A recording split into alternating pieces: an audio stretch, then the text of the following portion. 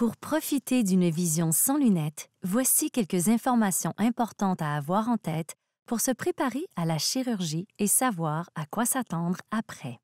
L'intervention consiste à modifier la courbure de la cornée grâce à un laser. Dans le cas de la myopie, l'objectif est d'aplatir la rondeur de la cornée. Le laser pulvérise donc des couches principalement au sommet de celle-ci et de moins en moins en périphérie. Pour illustrer le concept, c'est un peu comme si le laser sculptait la forme d'une lentille cornéenne à la surface de la cornée. Pour ce type de correction, l'épaisseur de la cornée centrale sera donc un facteur très important pour savoir si vous êtes un bon candidat.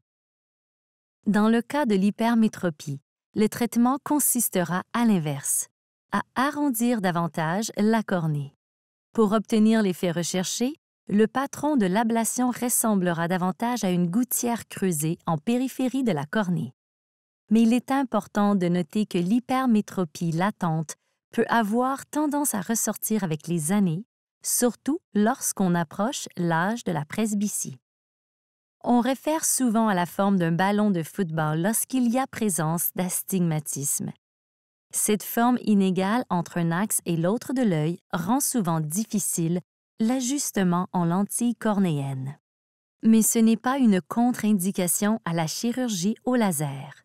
Dans ce cas, la correction consistera à aplatir davantage la cornée, là où elle est plus cambrée et moins dans son axe opposé. L'objectif étant d'arrondir ou d'uniformiser la courbure dans tous les axes. Lors de votre évaluation préopératoire complète, des appareils de haute définition permettront d'établir une carte topographique de la forme de votre cornée. Dans ces cartographies colorées, l'astigmatisme se reconnaît par la forme typique d'un sablier ou d'un nœud papillon. Pour être un bon candidat pour la chirurgie au laser, l'astigmatisme doit être régulier, c'est-à-dire symétrique.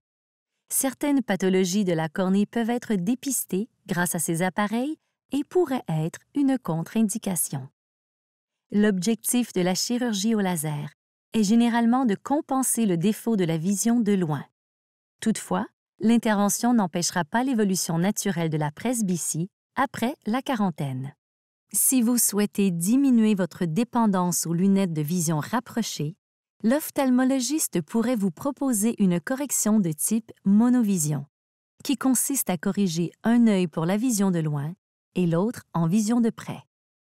Votre optométriste de confiance peut vous proposer une simulation en lentille cornéenne pour déterminer si vous êtes un candidat pour la correction monovision. Pour savoir si vous êtes un bon candidat pour une chirurgie au laser, prenez rendez-vous aujourd'hui pour une évaluation complète.